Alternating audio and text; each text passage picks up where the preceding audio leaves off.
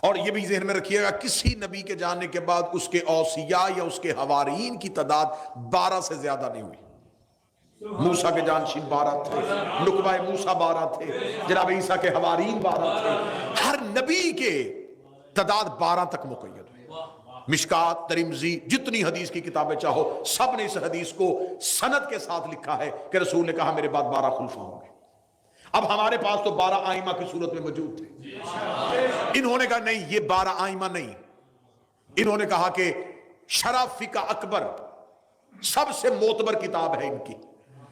اس شرح فقہ اکبر میں جو 12 خلیفہ لکھے ہیں اس کے چھٹے نمبر پہ یزید کا نام لکھا ہوا ہے. یعنی کہ خلافت کمزور ہوتی ہوتی اتنی کمزور ہو گئی کہ چھٹے نمبر پہ یزید آ گیا. امامت ابھرتی ابھرتی اتنی مضبوط ہو گئی، تیسرے نمبر پہ حسین آ گیا.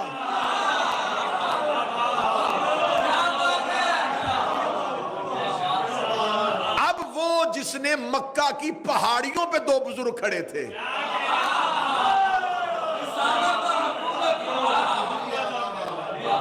اب یہ جو 2 ہیں یہ 2 نظریات کے نمائندے ہیں.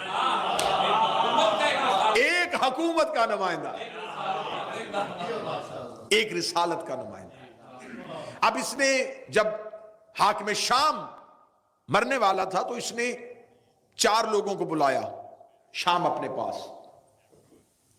اس میں سعید بن عاص کو بلایا، حسین بن نمیر کو بلایا، ضحاک ابن قیس کو بلایا.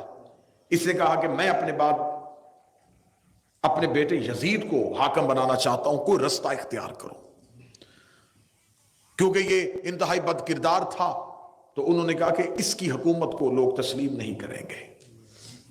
ہم اگر جس طرح تیری حکومت ہم نے بزور پیسہ، بزور درہم و دینار منوائی تھی نا، اگر ہم خزانوں کے منہ کھول بھی دیں تو 4 ایسے لوگ ہیں جن سے شدید خطرہ ہے. میں یہ تاریخ پڑھوں، اور میں نے پہلی مجلس میں کہا تھا کہ تاریخ کا مسلک نہیں ہوتا، تاریخ کسی فرقے سے نہیں ہوتی. انہوں نے کہا کون؟ انہوں نے کہا ایک حسین ابن علی، عبداللہ ابن عمر، عبد الرحمن بن ابی بکر اور عبداللہ ابن زبیر. کسی طریقے سے ان کو لالچ میں لو. یہ اپنی زندگی میں حاکم شام مکہ پہنچا حج کے دنوں میں، تو اس نے 4 افراد کے ساتھ علیحدہ علیحدہ ملاقات کی. اب جو تاریخ ابو الفدا، روضۃ الاحباب، یعنی کہ اہل سنت تواریخ سے میں پڑھ رہا ہوں، جو سب سے پہلی ملاقات اس نے کی وہ عمر کے بیٹے عبداللہ سے کی، عبداللہ ابن عمر سے. اس نے کہا کہ اگر میں اپنے بعد یزید کو خلیفہ بناؤں تو اسے کیسا دیکھتا ہے، تو اس کی خلافت کے بارے میں کیا خیال رکھتا ہے. ان کا آگے سے جواب یہ تھا، دیکھ مجھے تو حکومتوں کے ساتھ کوئی لینا دینا نہیں، میں گوشہ نشین آدمی ہوں، اگر سب نے تسلیم کیا تو میں بھی کر لوں. یہ ان کا جواب تھا، کیونکہ انہوں نے اس ایک اصول پہ خلافتیں بنتی دیکھی تھی.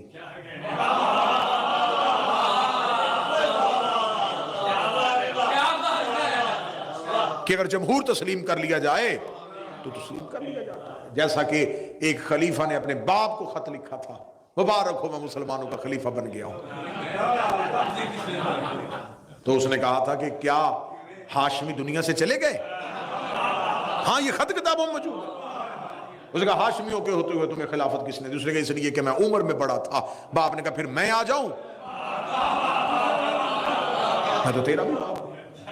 اب یہاں یہ اصول بن گیا تھا کہ خلافتیں اس بنیاد پہ بنتی ہیں، بڑے ہونا، رشتہ داری کی بنیاد. یہ اللہ کے خلیفہ ہونے کی نشانیاں دیکھیں، ظلم اور ستم دیکھیے گا تاریخ کا.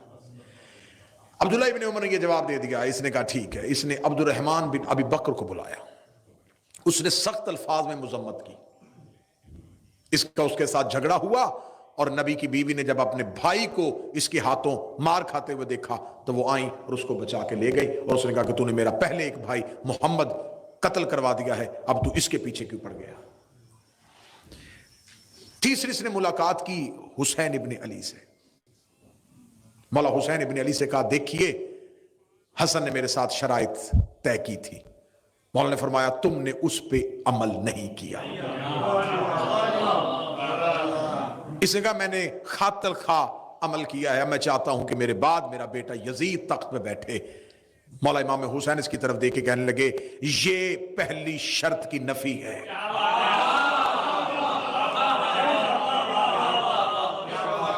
اللہ کی زمین پہ ہمارے ہوتے ہوئے کسی کو حاکم مسلط کرنا یہ کفر ہے۔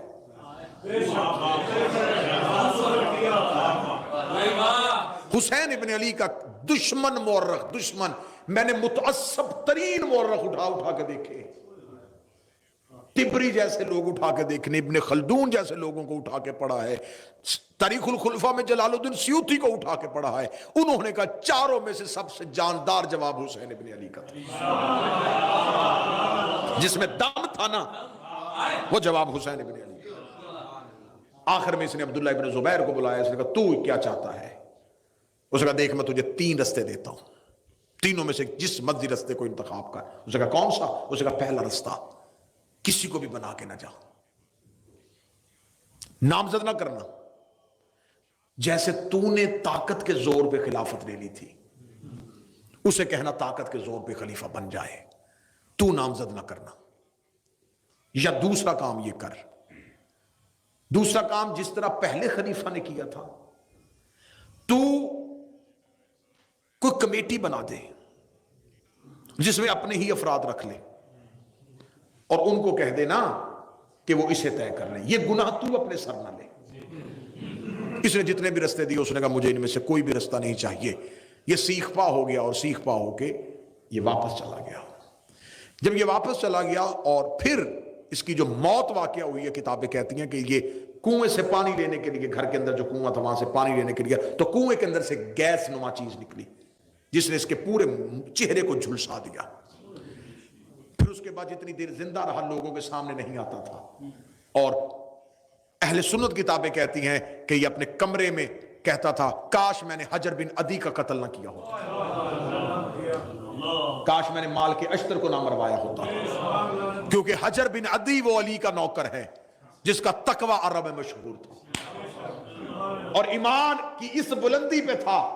جب اس نے اس کے بیٹوں سمیت اس کو گرفتار کروایا اور قتل کروانے کے لیے جلاد کو تلوار دی، تو حجر بن عدی سے کہا کوئی وصیت؟ کہنے لگا میرے سامنے میرے بیٹوں کو قتل کر۔ اس نے کہا کیسا باپ ہے آنکھوں کے سامنے بیٹے مروا رہا ہے؟ اس نے کہا اس لیے قتل کروا رہا ہوں کہیں میرا قتل ہوتا دے کے علی کو چھوڑ نہ دے، اگر انہوں نے میرے بعد علی کو چھوڑ دیا میں علی کو کیا منہ دکھاؤں؟ بہتر یہ ہے انہیں پہلے مار تاکہ میں نسل کی وجہ سے شرمندہ نہ ہو سکوں۔ ایک پوری مجلس چاہیے حجر بن عدی کے عنوان پہ، کیسے کیسے علی کے باوفا نوکر تھے۔ اور اس حجر بن عدی کے قتل کی وجہ سے کہ رسول کی بیوی بھی ملامت کرتی تھی اور بددعائیں دیتی تھی کہ تو نے حجر کو قتل نہ کیا ہوتا۔ اتنا پرہیزگار تھا کہ علی کا دشمن بھی اسے اچھا سمجھتا تھا۔ اس نے کہا میں حجر کا قتل نہ کیا ہوتا، کاش میں نے مال کے اشتر کو زہر نہ دلوایا ہوتا۔ جب مال کے اشتر مصر کے گورنر بننے کے لیے جا رہے تھے تو اس نے رستے میں اپنے ایک شخص کو خریدا تھا اور اسے مال کے اشتر کا میزبان بنا کے شہد میں زہر ملا کے مال کے اشتر کو دے دیا تھا۔ اب اس کی موت واقعہ ہو جاتی ہے، جب موت واقعہ ہو جاتی ہے تو باپ کے بنائے ہوئے منصوبے کے تحت، اور جب یہ مرتا ہے تو بیٹا اس وقت گھر میں نہیں ہوتا، یہ شکار پہ گیا ہوتا ہے۔ وہ جن لوگوں کو اس نے بلایا ہوا تھا نا، ضحاک بن قیس اور حسین بن نمیر اور سعید بن عاص، یہ جلدی جلدی لوگوں کو اعلان کر دیتے ہیں کہ حاکم شام مر گیا ہے، اور وہ اپنی زندگی میں وصیت کر کے گیا تھا کہ میرے بعد میرے بیٹے یزید کی بیعت لے لینا، اور اس کے واپس آنے تک ہم اس کی بیعت لیتے ہیں۔ جب انہوں نے بیعت لینی شروع کر دی تو اب جہاں جہاں اس کے گورنر بیٹھے ہوئے تھے حاکم شام کے، ان کو ایک مراسلہ بھیج دیا گیا کہ جہاں جہاں بھی بیٹھے ہو یہیں پہ تعینات رہو اور لوگوں سے یزید کے ہاتھ میں بیعت لو۔ جب انہوں نے یزید کی بیعت کروانی شروع کر دی تو اب ایک مراسلہ مدینے پہنچا ہے، اور مدینے کے گورنر ولید بن عقبہ ملعون کو کہا گیا ہے کہ تم حسین ابن علی سے بیعت لو۔ اب یہاں سے میں تاریخ کا ایک اگلا رخ لوں گا جہاں سے کل کی میری گفتگو جناب مختار پہ آ کے رک جائے گی، اور بڑی مفصل انداز سے میں جناب مختار پڑھوں گا مورخ کا مختار پہ لگایا ہوا الزام، جس مورخ نے جیسے جیسے مختار پہ الزام لگائے وہ الزامات کی پڑتال کی جائے گی. جناب مختار کے بارے میں کس کس امام نے کیا کیا حدیث کہی تھی، جناب مختار نے کیسے انتقام لیا تھا، کس کی دعا سے مختار پیدا ہوا تھا، کس کی گود میں مختار جوان ہوا تھا، یہ سارے معاملات. لیکن آج کی مرحلے پہ اگر آپ سن رہے ہیں نا تو میری بڑی کوشش اور خواہش ہمیشہ یہ ہوتی ہے کہ جو موضوع میں پڑھوں اگر سامعین اس پہ متوجہ ہوں تو کچھ موضوع سوال چھوڑ جاتے ہیں، لیکن آپ کا سوال نہ پوچھنا اس بات کی دلیل ہے کہ آپ صرف مجلس سمجھ کے سن رہے ہیں، کیونکہ 1 گھنٹے میں یا 45 منٹ کے تمام چیزوں کو کور کرنا مشکل ہو جاتا ہے، سوالات تو ادھورے رہ جاتے ہیں. اب جو کوفہ کی حالت تھی وہ میں نے آپ کے سامنے کل پوری مفصل انداز سے پڑھ دی کہ کوفہ 3 طبقوں میں تقسیم ہو چکا تھا. سارا کوفہ بے وفا نہیں تھا. کوفہ میں سلیمان بن سرد خزائی، حانی بن عروہ، مختار سقفی، حبیب ابن مظاہر، مسلم ابن اوسجا، عابس شاکری، یہ کردار ابھی کوفہ میں موجود ہے. اب کوفے کا جو گورنر ہے وہ نعمان بن بشیر ہے اور انتہائی کمزور آدمی ہے، بس اپنی رٹ منوا نہیں سک رہا لیکن ہے یہ معاویہ کا بھیجا ہوا، یہ اس کا والی ہے. اب کوفہ میں امام حسن کی شہادت کے بعد علی کے شیعوں نے سر اٹھانے شروع کر دیے.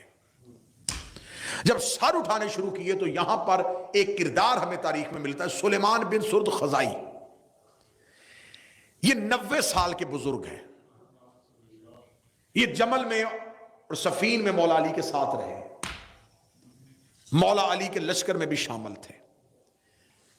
یہ اپنے گھر میں ہیں اور جب انہیں پتہ چلتا ہے کہ معاویہ مر گیا ہے اور اسے اپنے بیٹے یزید کو تخت پہ بٹھا دیا ہے تو کوفے کے لوگ سلیمان کے گھر اکٹھے ہو جاتے ہیں اور سلیمان کے گھر میں اکٹھے ہو کے کہتے ہیں کہ ہم کسی صورت میں یزید کی بیعت نہیں کریں گے.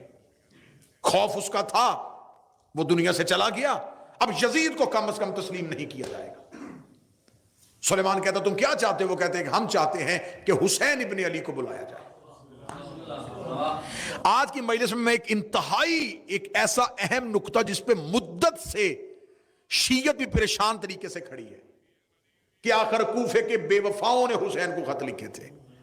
بے وفائی کسی اور نے کی تھی، خطوط کہیں اور سے گئے تھے. آج میں تاریخ کا ایک دھوکہ آپ کو سنانے لگا ہوں. سلیمان بن سرد انتہائی عارف علی کا صحابی تھا، 90 سال عمر ہو، زمانے کے اتار چڑھاؤ دیکھے ہوں، کوفہ بنتا دیکھا ہو، قبیلوں کی ساری. سلیمان نے کہا کہ مجھے تم پہ اعتبار نہیں ہے. جیسے تم لوگ علی آئے ہوئے تھے کوفہ، حسن موجود تھے مدائن میں، تو مجھے کیسے یقین ہو کہ تم لوگ باقاعدہ صف بندی کر کے حسین کا ساتھ دو گے. کوفے کے لوگوں نے قسمیں کھانی شروع کی، تلواریں اٹھا لی، انتہائی جذباتی تقریریں ہوئیں سلیمان کے گھر میں. سلیمان نے کہا دیکھو یہ جذبات وقتی ہیں اور انسانی فطرت ہے کہ انسان کوئی حادثہ سنتا ہے تو وقتی طور پہ بڑا جذباتی ہوتا ہے اور بعد میں جیسے جیسے نتیجہ قریب آتا ہے تو ویسے ویسے جذبات ٹھنڈے پڑ جاتے ہیں. سلیمان نے کہا یہ جذبات کا معاملہ نہیں، حجت کا ساتھ دینا ہے، امام کا ناصر بننا ہے. ناصر بننے کے لیے تمہیں کیا کرنا پڑے گا؟ کوفے والوں پہ سلیمان لوگوں کے ہجوم پہ یقین نہیں کر رہے تھے. یہ کونے سے حبیب ابن مظاہر اٹھے، انہوں نے کہا سلیمان کوئی اور قیام کرے نہ کرے، میں قسم دیتا ہوں علی کی عزت کی، جب تک میرے بوڑھے بدن میں جان ہے میں اپنے خون کی آخری قطرے کو حسین پہ قربان کروں گا. حبیب کا جذبہ ہی سلیمان کے لیے بڑا تھا. ابھی سلیمان روتی ہوئی آنکھوں سے حبیب کو دیکھ رہے تھے، یا دوسرے کونے سے مسلم اوسجا اٹھ کے کھڑا ہو گیا، ادھر سے عابس شاکری اٹھ کے کھڑا ہو گیا، ادھر سے حانی بن عروہ اٹھ کے کھڑا ہو گیا. جب یہ مجاہدین اٹھ کے کھڑے ہوئے ہیں نا، اب سلیمان کو حوصلہ ہو گیا کہ یہ وہ لوگ ہیں جو ساتھ نہیں چھوڑیں گے. اس نے باقی افراد کو کہا تم جاؤ، ان لوگوں کو اکٹھا کیا. تاریخ کہتی وہ جو لوگ اکٹھے کیے وہ 150 تھے. بڑی توجہ سے گفتگو سنیے. 150 لوگوں سے سلیمان نے کہا ایک ایک بندہ اپنا خط لکھو. حسین ابن علی کے نام، اور علیحدہ علیحدہ خط لکھو۔ ایک تاریخ کہتی ہے کہ 150 نے علیحدہ علیحدہ خط لکھے، اور کچھ مورخین کہتے ہیں ایک ہی خط میں 150 نے 10 خط کیے۔ علیحدہ لکھے یا اکٹھے لکھے، یہ طے ہے کہ 150 کی رضامندی شامل ہو گئی۔ ادھر سے امام حسین مدینہ چھوڑ چکے تھے۔ یہ ذہن میں رکھیے، جب حسین مدینہ چھوڑ کے آ رہے تھے اس وقت امام حسین نے ایک بھی اعلان نہیں کیا کہ میں کوفے جا رہا ہوں۔ امام حسین نے کہا تھا میں مکہ جا رہا ہوں، کیونکہ امام حسین کو ولید نے کہا تھا کہ میرے پاس 2 رستے یزید نے بھیجے ہیں، یا بیعت لے یا سر لے، اور میں آپ کے خون سے اپنے ہاتھوں کو رنگین نہیں کرنا چاہتا۔ امام حسین بیعت کرنا نہیں چاہتے تھے اور سر مدینے میں دینا نہیں چاہتے تھے، لہذا امام حسین نے ہجرت کر لی۔ ہجرت امام حسین نے جب کی تو امام حسین مکہ آ کے بیٹھ گئے۔ یہ مکہ میں امام حسین کا قیام جو ہے یہ 6 ماہ کا ہے، مسلسل امام حسین مکہ میں بیٹھے رہے، اور مکہ میں کسی اپنے دوست کسی نوکر کے گھر نہیں، جناب خدیجۃ الکبریٰ کے گھر میں رہے تھے، کیونکہ مکہ میں جناب خدیجہ کا محل تھا جس کی چابی حسین کے گھر میں پڑی ہوئی تھی۔ مولا امام حسین آ کے بیٹھ گئے مکہ میں، اور اب 150 لوگوں نے جب پتہ چل گیا نا، تو اب اگر یہاں علی کے شیعہ تیاری کر رہے ہیں تو معاویہ کے بھی ابھی لوگ باقی ہیں۔ ان میں ایک کردار ہمیں تاریخ نے بتایا ہے، مسلم ابن عمر یا مسلم بن حالی، یہ نام بتایا ہے۔ یہ یزید کا جاسوس تھا، اس نے یزید کو خط لکھا کہ یہاں سے سلیمان بن سرد خزائی کے گھر میں بڑے بڑے قبیلوں کے سرداروں نے اکٹھے ہو کے حسین ابن علی کو خط لکھا ہے۔ اس نے فوراً کہا کہ تم بھی ایسے کرو کہ اپنے لوگوں سے حسین کو خط لکھواؤ۔ اب دیکھیے گا، اب محمد بن اشعث جودہ کا بھائی، اور وہ اشعث جس نے مدائن میں مولا حسن سے دھوکہ کیا تھا، اس کا بیٹا، اس نے اپنے گھر میں لوگوں کو اکٹھا کیا، اور اکٹھا کر کے وہاں سے خطوط لکھے، جن خطوط کے آخر میں انہی لوگوں کا نام لکھ دیا جنہوں نے سلیمان کے گھر میں خطوط لکھے تھے۔ اب دیکھیے گا تاریخ میں دھوکہ کیسا ہوا ہے۔ جو سلیمان کے گھر میں شیعوں نے خطوط لکھے تھے، سلیمان نے کہا کہ کیونکہ امام کا پروٹوکول نہیں ہے کہ ہم قاصد بھیجیں، یہ امامت کی شان کے خلاف ہے کہ امام مکہ آئے ہوں اور ہم کسی قاصد کے ہاتھ اپنے خط بھیجیں۔ اٹھو اپنے اپنے خط لے کے مکے جاؤ۔ 150 لوگ خطوط کے ساتھ مکہ پہنچ گئے۔ مکہ میں امام حسین کو کوفہ کے تمام حالات سے باخبر کر دیا۔ مولا امام حسین نے تمام حالات کو دیکھنے کے بعد کہا کہ میں ابھی کوفہ نہیں جاؤں گا، میں بھیجتا ہوں مسلم کو، تم پہلے مسلم کے ہاتھ پہ میری بیعت کرو۔ اب مولا امام حسین نے جب کہا نا کہ مسلم آئیں گے، مسلم بیعت لیں گے، ان مسلم کے بعد میں آؤں گا، انہوں نے فوراً پہنچے کوفہ میں، انہوں نے کوفہ میں جا کے اعلان کروایا حسین کے سفیر آ رہے ہیں۔ اب علی کے نوکروں نے تیاری کرنی شروع کر دی ہے، ادھر علی کا لشکر تیار ہو رہا ہے، علی کے محب تیار ہو رہے ہیں، حسین کے ساتھی تیار ہو رہے ہیں۔ جب مولا مسلم کوفہ پہنچتے ہیں تو جناب مختار جو تھے یہ مدائن میں تھے، لیکن ان کا گھر کوفہ میں تھا۔ بور تو نہیں ہو رہے آپ؟ یہ کوفہ میں تھے۔ جناب مختار کو جب مسلم کی خبر پہنچتی ہے کہ جناب مسلم آ رہے ہیں، تو جناب مختار فوراً مدائن سے کوفہ پہنچ جاتے ہیں، اور کوفہ شہر کے باہر آ کے جناب مسلم کا استقبال کرتے ہیں۔ جناب مسلم کو لے جا کے جناب مختار پہلا پڑاؤ، پہلے مہمان کوفہ میں جناب مسلم جناب مختار کے گھر بنتے ہیں۔ اب یہاں پہ آپ کو ایک سوال بہت ستائے گا، وہ سوال کا جواب میں کوشش پوری کر رہا ہوں کیونکہ نیلسن مجلس کے لیے جانا ہے، تو ورنہ میں مجلس کو طویل کرنا چاہتا تھا، لیکن آپ جو رک جائے گی وہ کل۔ ایک سوال جو بنتا ہے کہ جب جناب مسلم کوفے میں تنہا تھے تو یہ جو لوگ تھے یہ کہاں تھے؟ جب جناب مسلم بے یارو مددگار کوفہ میں رہ گئے تو مختار کہاں تھے؟ مسلم بن اوسجہ کہاں گیا؟ عابس شاکری کہاں گیا؟ حبیب بن مظاہر کہاں گیا؟ یہ سوال ابھرے گا کہ جن لوگوں نے قسمیں کھائی تھی پھر جناب مسلم کی نصرت کے لیے کیوں نہیں تھے؟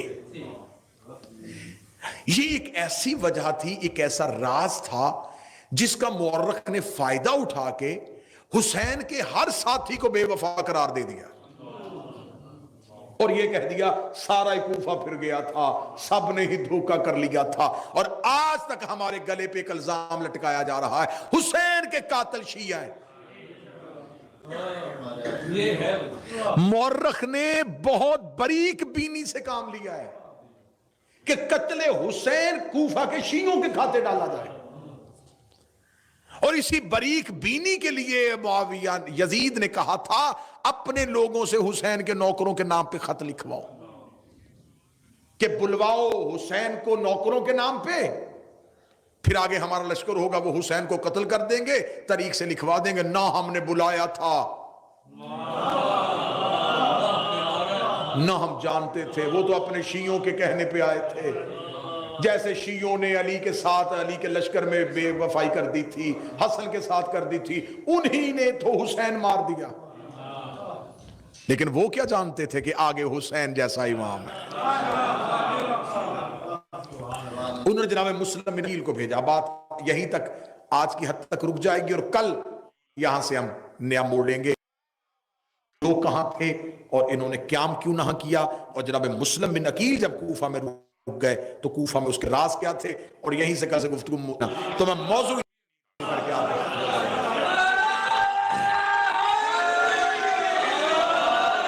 لیکن آپ نے یہ قتل ہمارے کھاتے میں ڈالا کہ امام حسین کو قتل شیعوں نے کیا تھا، لیکن تمہاری بدبختی نے تمہارا ساتھ پھر نہیں چھوڑا، تمہاری قسمت نے تمہارا ساتھ نہیں دیا، بدبختی نے ساتھ نہیں چھوڑا کہ تم نے لکھ دیا کہ حسین کے قاتل جو تھے وہ عمر ابن سعد تھا، وہ حسین بن نمیر تھا، وہ محمد بن اشعث تھا۔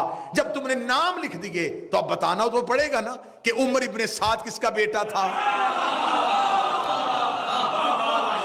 یہ سعد بن ابی وقاص کا بیٹا تھا، وہ سعد بن ابی وقاص جسے آپ نے عشرہ مبشرہ میں شامل کیا ہو۔ امام حسین کے قاتلوں میں محمد بن اشعث کھڑا ہے، آپ کو بتانا پڑے گا یہ پہلے خلیفہ کا بھانجا ہے۔ قاتلوں کے شجرے ہم تمہارے گھر سے نکالیں گے۔ جس نے حکم دیا وہ معاویہ کا بیٹا، جو لشکر لے کے گیا، اور جس نے سب سے زیادہ ملعونیت کی تھی ابن زیاد ملعون نے۔ میں بڑی ایک جلدی میں نے کہا کہ پہلی مجلس میں کہا تھا کہ ان کے کردار اتنے گندے ہوں گے کہ مجھے منبر کا ادب ملحوظ خاطر رہے گا کہ میں کیسے پڑھوں۔ جو زیاد جس کا یہ بیٹا ہے نا، عبید اللہ اس کا نام ہے، اس کو ابن زیاد کے نام سے مشہور جان بوجھ کے کیا گیا تھا۔ یہ جو زیاد ہے نا، زیاد باپ کے نام سے مشہور نہیں تھا، اس کو زیاد ابن سمیہ کہتے تھے ماں کے نام سے، کیونکہ باپ کے نام کا کسی کو نہیں پتا تھا۔ یہ تاریخی حقائق ہیں، باپ کے نام کا کسی کو نہیں پتا تھا، ماں کے نام سے عرب میں مشہور کر دیا گیا تھا، بڑا ملعون۔ اور یہ بات ذہن میں رکھیے گا، امام کا قاتل حرامی ضرور ہوتا ہے،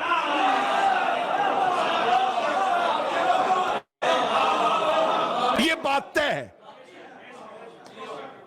معصوم کا قاتل حلالی نہیں ہو سکتا۔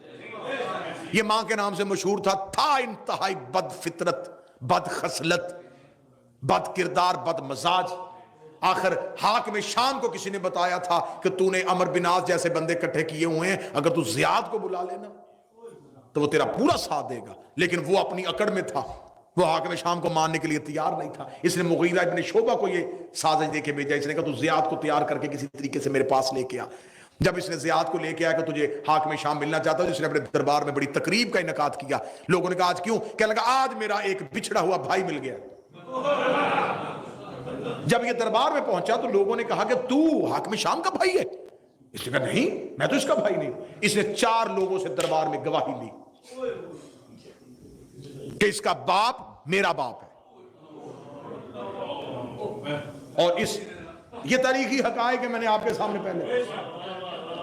دشمن علی ہر دور میں جہرامی تھا، اور اس نے مغیرہ ابن شعبہ کو کاندھا مار کے کہا تھا کہ تو مجھے یہاں گالیاں دلوانے کے لیے لے کے آیا تھا، کہ یہ گالی ہے نا کہ بھرے دربار میں یہ کہہ رہا ہے. اور اس نے 4 لوگوں سے قرآن پہ قسم دلوائی. اور وہ بات آپ کبھی ممبر کے علاوہ مجھ سے پوچھ لیجئے گا, میں پورا آپ کو واقعہ سنا دوں گا کہ انہوں نے کس انداز میں گواہی دی اور اس کو کس طرح اس کے ساتھ بھائی کے رشتے سے جوڑا, اور انہوں نے تسلیم کر لیا کہ میرا بھائی ہے. تو قاتل حسین تو تمہارے بھائی تھے, تو اگر تم نے ہمارے کھاتے میں ڈال دیا ہے تو پھر ہم لعنت کریں, تمہیں تکلیف کیا ہے؟